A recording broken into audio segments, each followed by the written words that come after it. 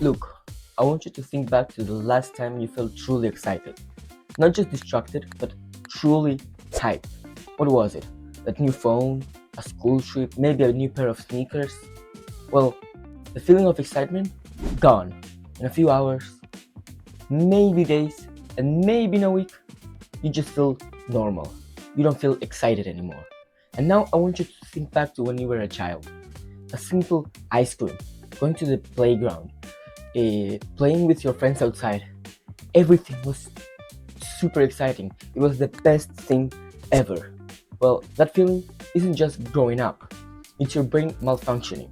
And in this video, I'll show you exactly why this happens and how you can fix your brain so you can feel excitement again. There are three things that make your brain not feel excitement anymore. And the first one is that your brain is overstimulated. Your brain's dopamine receptors are fried. They're constantly getting quick hits from scrolling, junk food, and just, for example, playing video games. And your brain is basically chasing quick hits of dopamine and quick highs, but none of it lasts, none of it's meaningful. In just a few minutes, the dopamine spike turns back to the baseline.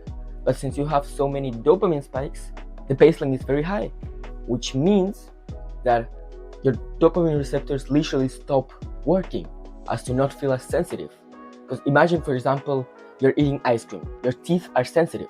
So if you're constantly eating ice cream, the analogy would be that your teeth stop feeling as much the cold because you're constantly feeling cold. Well, here's the same thing. You're constantly feeling dopamine, and as to not get fried, the brain stops making some dopamine receptors work, which means that then when you do any other task, the dopamine levels that task will actually provide you, they're not high enough for the brain to feel, so everything feels meaningless. The second thing that's making life boring is that our lives became too predictable. We're constantly in the same routine. Wake up, eat breakfast, go to school, get home, exercise, scroll a bit on our phones and sleep. And I'm not saying I'm against routines. I myself love routines and I try to follow one. But if you constantly, every single day, do the same thing, our brains will become numb to life. It will stop noticing it. So, for example, in the movie The Groundhog Day, where the protagonist wakes up every single day in the exact same day, so every day he wakes up the exact same day. At the end of the day, in the movie he starts noticing things, but in reality you would be like, oh, again this day, and you'd be numb to any events of that day. So why do we actually make every single day the same? That's why when an extraordinary event happens, you remember it, because everything was the same as the previous day and the previous and the previous day and the previous. We need novelty and challenge in our lives to start enjoying them again. And the third reason is that we forgot how to feel gratitude.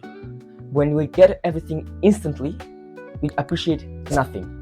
And since in our lives we don't make an effort for almost anything, you can easily have food at home without even leaving the house, or we don't have to do anything when we appreciate nothing. And gratitude literally rewires our brain's joy pathways, but we don't pause enough to feel it. We just move through life at Mach 5 speed and don't pause to feel anything.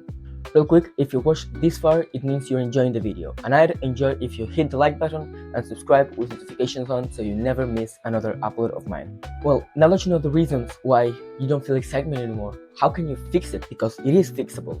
And the first thing you need to do is cut out the cheap dopamine. This is what in the self-improvement world we call a dopamine detox, but it's not the correct name. The correct name would be cutting out cheap dopamine, because what you need to do is basically stop consuming things that will give instant dopamine hits without any effort. So try to not scroll as much, don't watch YouTube while eating, and for example, don't eat as much junk food, just anything. And you need to feel boredom again so your brain actually recovers itself and it will be able to feel excitement again if you do this. Number 2, add micro adventures. When you go to school, take a different path, listen to some other kind of music, or change up your workout routine. Just anything to add a little bit of novelty to your life. Because comfort kills excitement, but novelty and challenge and some risks added.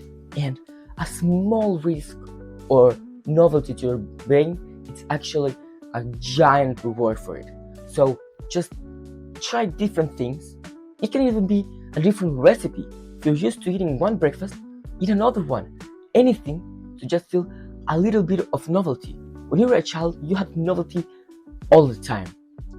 You would be, for example, at home every single day, and then you would go eat ice cream, or go to the pool, or go visit your grandparents. Something, I don't know your exact situation, but you'd have other things that would add novelty to your life. And now, as a teen, which most of my audience is, or an adult, you have the same exact routine, so you need to change it up a bit. It doesn't even have to be substantial. Like I said, just taking a different path to school works. Number 3, imagine the worst. I'm not saying to be pessimistic, but every morning, imagine your life without one or two things you currently use. Imagine your life without a phone. Really imagine it.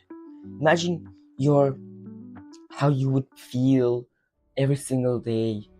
Just imagine it. You really need to do it. This is super important. And then you come back to your normal life and you have that item. You will feel super grateful to have it, and you will actually be not excited but happy you have it. This will build gratitude, which will later down the line add joy and excitefulness to your life. So that's it. But if you watched this far, don't click off. Go watch this video, which YouTube thinks you might like. They have this whole algorithm stuff, and prove them right or wrong, and see if you like this video. It's an absolute banger.